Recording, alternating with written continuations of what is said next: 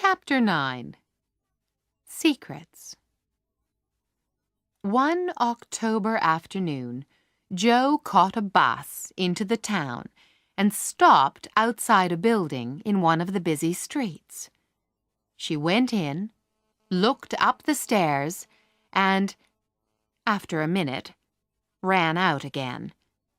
She did this several times, to the great amusement of a young man who was watching from the opposite side of the road. But the fourth time, Jo gave herself a shake and walked up the stairs. The young man crossed the road and waited. It was Laurie. 10 minutes later, Jo came running out, but did not look pleased to see him. "What are you doing here?" she said. "I'm waiting to walk home with you," he said. "I've a secret to tell you, but first you must tell me yours." "You won't say anything at home, will you?" said Jo. "Not a word," promised Laurie. "I've left 2 of my stories with a newspaper man," said Jo. "But I'll have to wait until next week before I know if they will be printed." "Miss March, the famous American writer," said Laurie, throwing his hat into the air and catching it. Jo looked pleased. "Now, what's your secret?" "You remember Meg lost a glove at the picnic," said Laurie. "Well, I know where it is." "Is that all?" said Jo, looking disappointed. "Wait until I tell you where it is," he said. "Tell me then," said Jo. Laurie whispered 3 words in Jo's ear. She stared at him, looking both surprised and displeased. "How do you know?" "I saw it." "Where?" asked Jo. "Pocket." "What's wrong? Don't you like it?" "Of course not. It's stupid. What would Meg say if she knew?" "You mustn't tell anyone," said Laurie. "I didn't promise," Jo reminded him. "I thought you would be pleased," he said. "Pleased at the idea of someone coming to take Meg away?" said Jo. "No, thank you." She ran off down the hill, but Laurie came after her and reached the bottom first. She came up behind him, her face red and her hair blowing in the wind.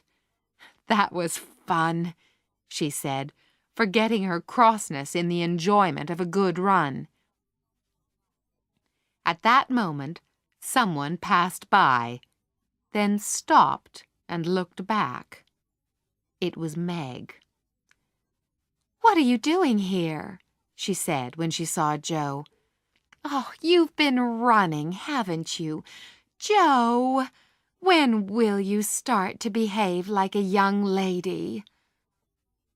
"Don't make me grow up yet, Meg," said Jo, looking sad. "It's hard enough having you change so suddenly." Meg was growing into a woman, and Laurie's secret made Jo realize that Meg would leave home one day, perhaps soon. 2 Saturdays after Jo had gone secretly into town, Meg saw Laurie chasing Jo all over the garden before the 2 of them fell on the grass, laughing and waving a newspaper. "What can we do with that girl?" said Meg. "She never will behave like a young lady."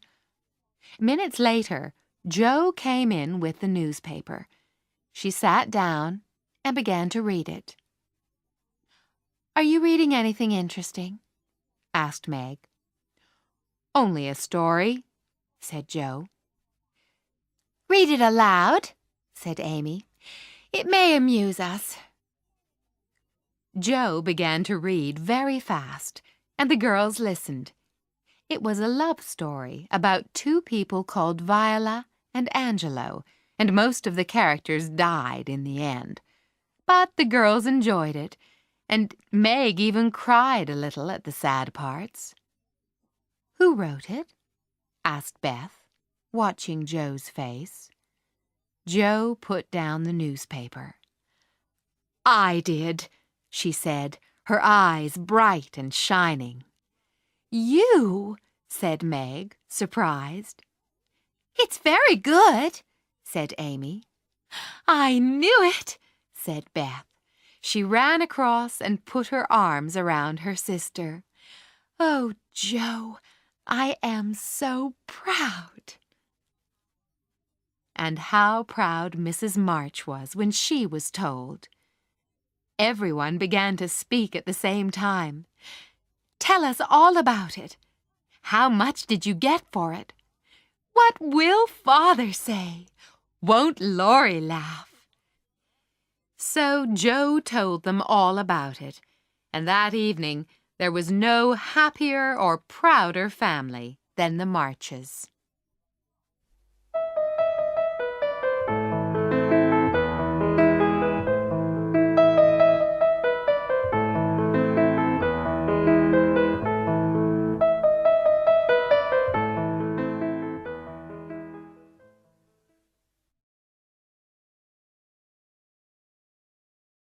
Chapter 10. A Telegram.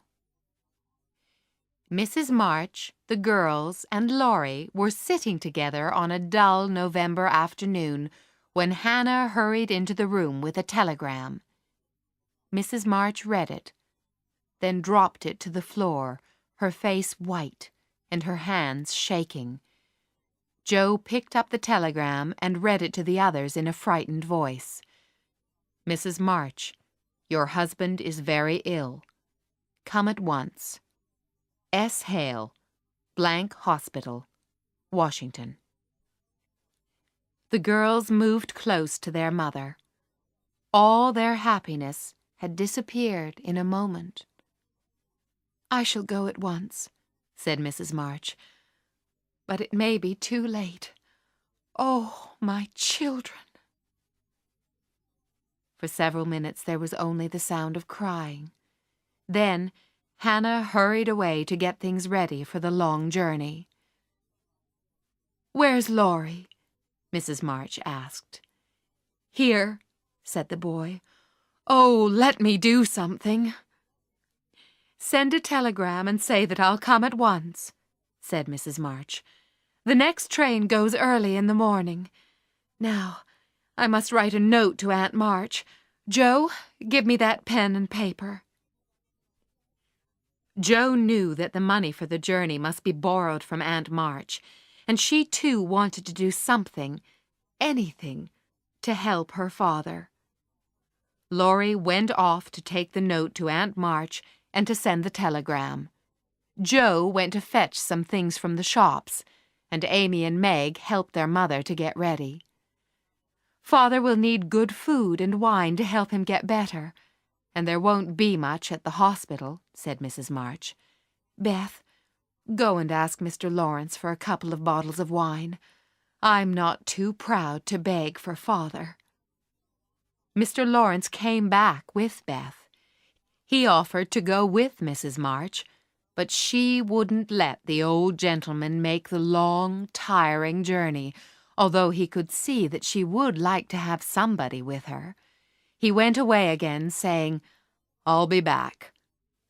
Soon after, Meg saw Mr. Brooke by the door. "I'm very sorry to hear your news, Miss March," he said gently. "Mr. Lawrence and I think it will be a good idea if I travel with your mother." "How kind you all are," said Meg. "It will be so good to know that there is someone to take care of Mother. Thank you very much."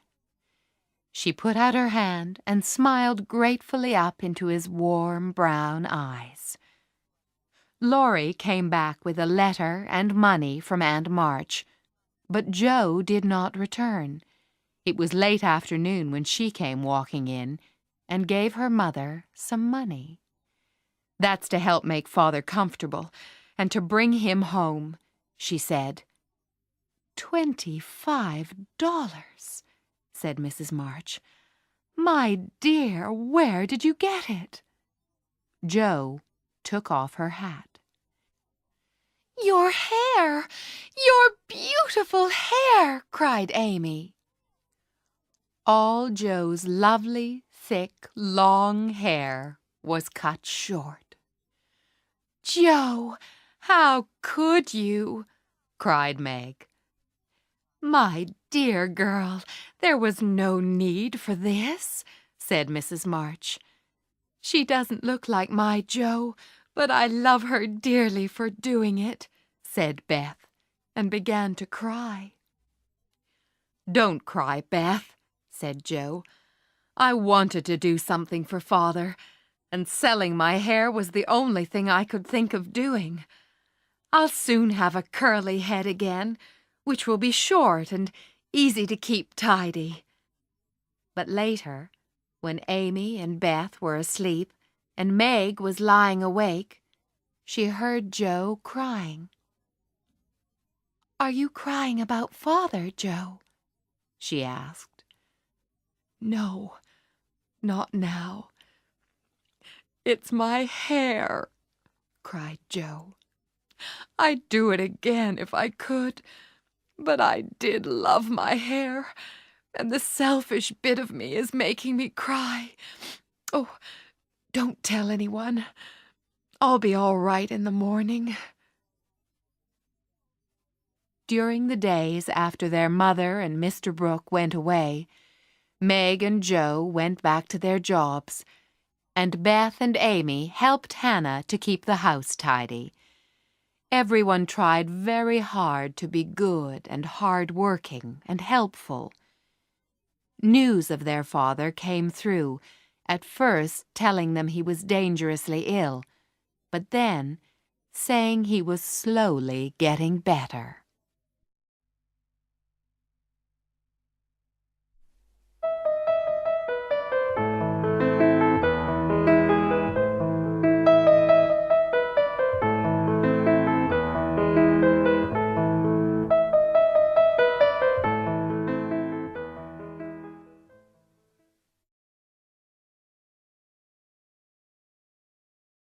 Chapter 11. Beth. 10 days after their mother went away, Beth came home late after one of several visits to a sick baby at the Hummels house. She went straight to her mother's room and shut herself inside. Half an hour later, Jo found her sitting there, looking very ill. "Beth! What's the matter?" cried Jo. Beth put out a hand to keep her away. "You've had scarlet fever, haven't you?" she said. "Years ago, when Meg did," said Jo. "Why?" "Oh, Jo, Mrs. Hummel's baby is dead," said Beth.